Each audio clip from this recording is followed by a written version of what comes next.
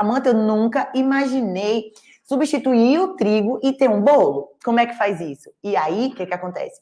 Vocês têm, né, à disposição de vocês agora, que eu vou apresentar, o uso de farinhas. E dentro da classificação de farinhas, nós temos cerca de 5 famílias, né? Nós temos a família das farinhas de base, que é como se elas fossem substituir o trigo, porque elas trazem estrutura para o nosso preparo.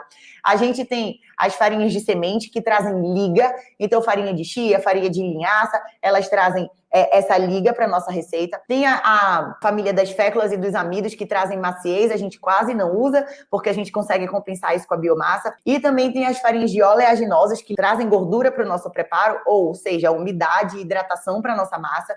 E também tem o que a gente chama de farinhas acessórios, tá? Que aqui entra farinha de banana verde, farinha de uva, farinha de amora, e eu vou falar sobre elas para vocês. O que acontece? Dentro das farinhas de base, a gente considera como sendo farinha de base, farinhas que são feitas a partir de grãos e de alguns cereais. Então, farinha de arroz, farinha de aveia, farinha de grão de bico, tem várias possibilidades. Só que não basta você pegar a quantidade da sua farinha de trigo e substituir pela farinha, porque isso daí não vai dar certo. Então você tem que estar equilibrando, porque tem farinhas que trazem que permitem que a sua massa fique mais aerada, que fique mais leve, mais macia. Por exemplo, a farinha de aveia. Já a farinha de arroz, ela traz um peso maior para sua receita. Então, dependendo do caso, você tem que fazer uma associação entre elas. Então, nem sempre é substituir o trigo por uma farinha e ponto final. A gente precisa, de certa forma, fazer a associação dessas farinhas, e muitas vezes eu trabalho fazendo associação entre famílias diferentes dessas farinhas. Então, às vezes eu uso farinha de oleaginosa, por exemplo, farinha de amendoim, e associo com farinha de arroz, para que a gente consiga chegar no resultado que a gente espera. Porém, a gente consegue fazer isso, não se assustem, é um conhecimento muito novo e bastante denso, mas conforme a gente vai colocando em prática, a gente vai entendendo, sem tentar decorar, vai entendendo o porquê de cada um desses ingredientes e o que eles fazem dentro da receita, a gente vai conseguindo fazer e desenvolver a nossa própria receita. E eu falo isso para vocês porque tem acontecido com várias das meninas do curso. Então, no primeiro momento, a gente fica, meu Deus, é muito assunto, é muita informação, será que eu vou dar conta? E vai dar conta, fiquem tranquilas, tá bom? E o que acontece? No nosso caso, a gente usa, né? Eu comecei usando como a minha farinha de base, como a minha substituição pro trigo, apenas a biomassa. E, gente, assim, né? Vocês sabem da história, eu perdi muitos bolos no começo, porque só a biomassa também ela não se sustenta, dependendo do preparo, né? Para um brigadeiro, para uma calda, para um doce, para um mousse, perfeito, perfeito, uma geleia. Mas quando você pensa em algo que precisa ganhar volume, tipo um pão, um bolo, você precisa dar aporte para essa sua biomassa, você precisa dar uma estrutura por debaixo dela, porque ela vai cozinhar, ela vai assar, ela vai crescer, só que ela é uma massa. Então, imagina só que essa massa vai desabar.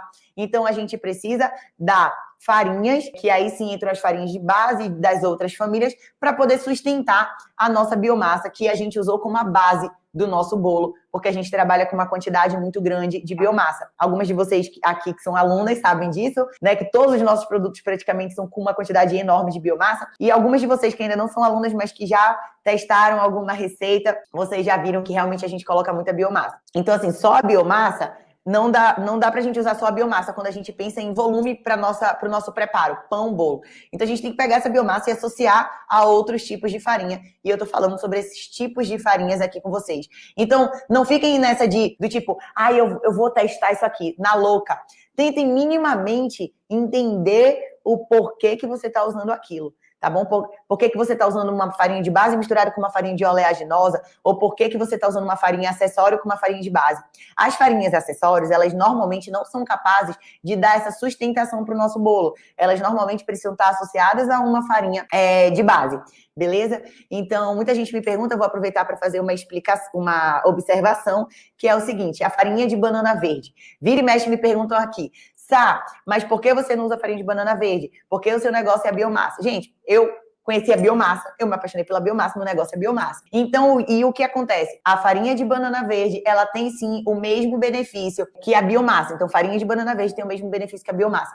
Porém, a biomassa, ela é o nosso grande coringa dentro da culinária. Você consegue usar ela para absolutamente tudo. Algumas de vocês já estão vivendo isso na prática. Já a farinha de banana verde, ela tem uma utilidade muito limitada dentro da culinária, tá bom? Se vocês quiserem usar, podem usar as minhas receitas. Eu não acrescento farinha de banana verde porque eu já trabalho com a biomassa. Então, não tem por que eu fazer ainda, fazer um outro aporte de fibra. Quando a gente trabalha com farinhas funcionais, essas farinhas, elas são repletas de fibra. Por quê? Porque essas farinhas, farinha de uva, farinha de amora, farinha de grão de bico, tudo isso, já é como se existisse uma hiperconcentração do que tem ali na casquinha do grão, do cereal, da fruta que foi desidratada. Então, elas por si só já carregam uma grande quantidade de fibra dentro delas. Então, por que eu iria usar a farinha de banana verde se eu já tenho os benefícios da banana verde através da biomassa? Não faria sentido.